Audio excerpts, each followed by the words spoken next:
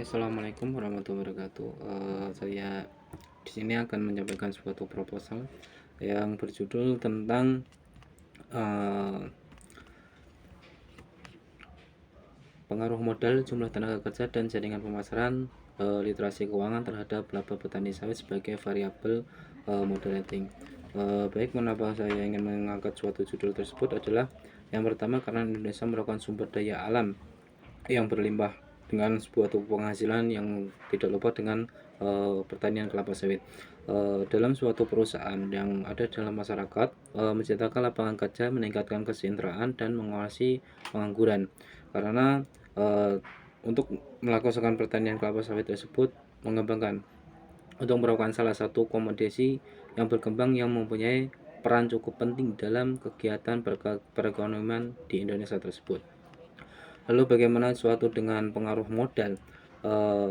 Dalam pengaruh modal, para petani kelapa sawit atau masyarakat yang ingin mengembangkan suatu pertanian kelapa sawit biasanya bisa melakukan dengan literasi atau yang disebut dengan penanaman suatu saham, atau bisa melakukan dengan penabungan. Untuk jumlah penyerapan tenaga kerja yang ada di industri kelapa sawit sendiri meningkat sangat global.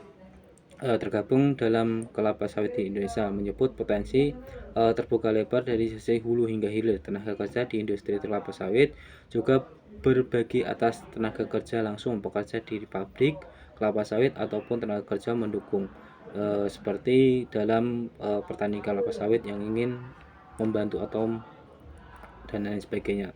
Lalu bagaimana dengan pengelola keuangan yang harus didukung oleh literasi keuangan yang baik.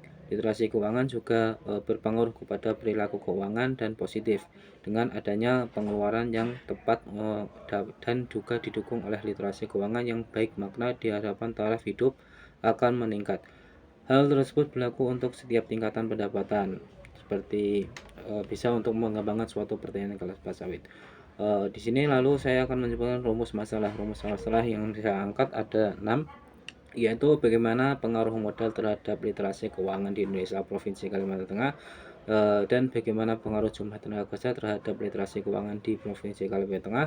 Yang ketiga adalah bagaimana pengaruh jaringan pemasaran terhadap literasi keuangan di Provinsi Kalimantan Tengah. Yang keempat, bagaimana laba petani kelapa sawit moderasi terhadap jumlah tenaga kerja di Provinsi Kalimantan Tengah.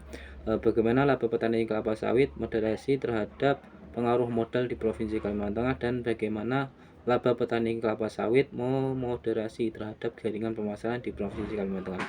Adapun manfaat dalam penelitian ini yaitu bagi peneliti sendiri, yaitu dapat dijadikan upaya meningkatkan atau menambahkan wawasan dan pengetahuan peneliti terhadap pemahaman baru dalam penelitian yang telah dikaji ini. Adapun yang kedua adalah bagi objek yang diteliti. Dengan adanya penelitian ini diharapkan dapat dijadikan gambaran bagi mahasiswa atau masyarakat yang ingin meninjau lebih lanjut mengenai rekonstruksi terhadap pertanian kelapa sawit. Yang ketiga yaitu bagi pihak lain, peneliti ini bermanfaat sebagai bahan referensi dan informasi yang nantinya dapat memberikan perbandingan dalam mengadakan penelitian yang telah dilanjutkan.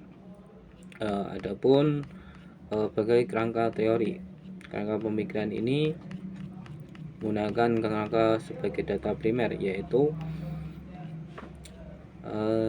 dengan jumlah variabel yaitu literasi keuangan, dan variabel independen ini terdiri dari pengaruh modal dan sebagai X1 dan jumlah tenaga kerja sebagai S2 dan jaringan pemasaran S3 terhadap laba petani sawit menjadi variabel Z atau variabel yang mempengaruhi antara variabel independen dan dependen. Adapun hipotesis, dalam hipotesis ini pengaruh modal, hipotesis 1, pengaruh modal tidak berpengaruh secara parsial terhadap literasi keuangan. Yang kedua, H2, jumlah tenaga kerja tidak berpengaruh secara parsial terhadap literasi keuangan. H3, jaringan pemasaran tidak berpengaruh secara parsial terhadap literasi keuangan. H4, pengaruh modal tidak berpengaruh secara parsial terhadap literasi keuangan terhadap laba petani kelapa sawit.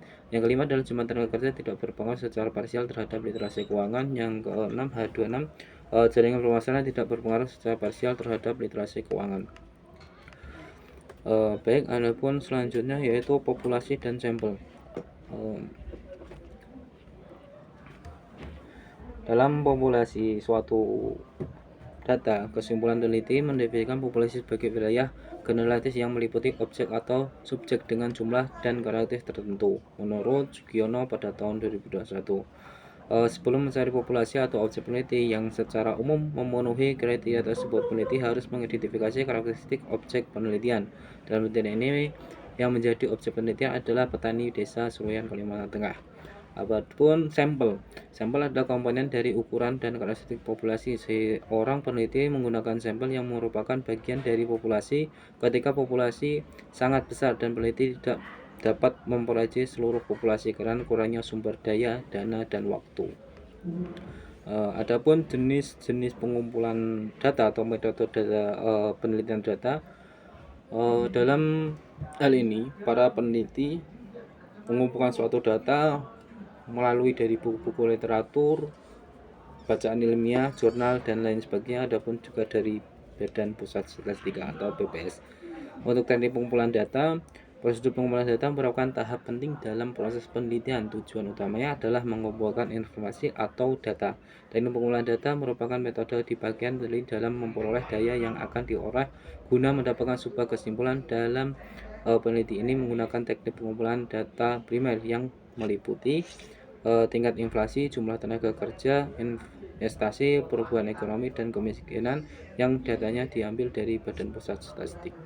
Terima kasih. Cukup sekian. Assalamualaikum warahmatullahi wabarakatuh.